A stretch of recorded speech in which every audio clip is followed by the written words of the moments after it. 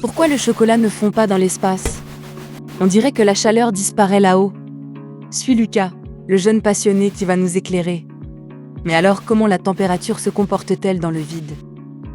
Lucas se demande comment la température se comporte dans le vide. Sans air, la chaleur ne circule que par rayonnement, pas par conduction ni convection.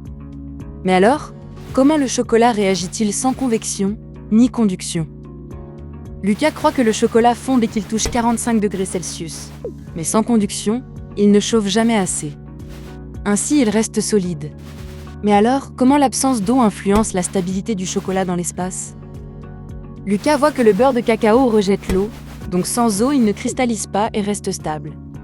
Mais alors, comment les astronautes fondent du chocolat sans eau ni feu? Lucas découvre qu'en micro-ondes, les ondes font vibrer le chocolat et le font fondre sans feu.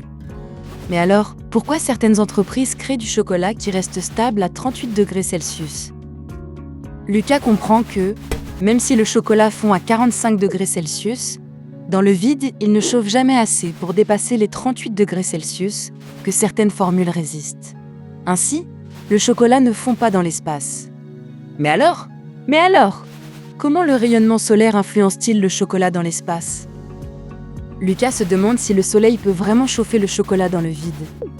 En réalité, le rayonnement solaire transporte de l'énergie qui, une fois absorbée, élève la température même sans air. Mais alors, comment les astronautes peuvent-ils consommer du chocolat sans qu'il fonde, même exposé au soleil? Lucas imagine un astronaute qui croque une tablette sans qu'elle ne coule.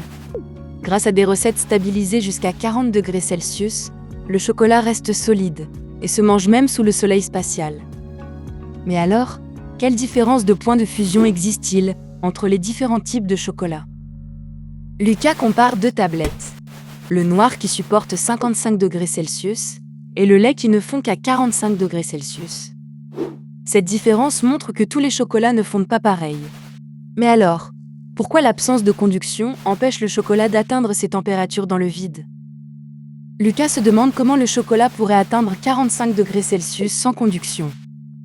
En réalité, sans un moyen de conduction comme le bain-marie, il ne peut absorber assez d'énergie pour arriver à sa température de fusion. Mais alors, comment le rayonnement solaire combiné à l'absence de conduction explique-t-il que le chocolat ne fonde pas dans l'espace? Voilà pourquoi le chocolat ne fond pas dans l'espace. Lucas. Dans le vide, il n'y a ni conduction ni convection. Et le rayonnement solaire ne suffit pas à porter le chocolat au-delà de ces 45 degrés Celsius ou 55 degrés Celsius de fusion. Il reste donc solide. Voilà toute l'histoire d'un seul regard. Maintenant, tu sais, dessine-moi le monde.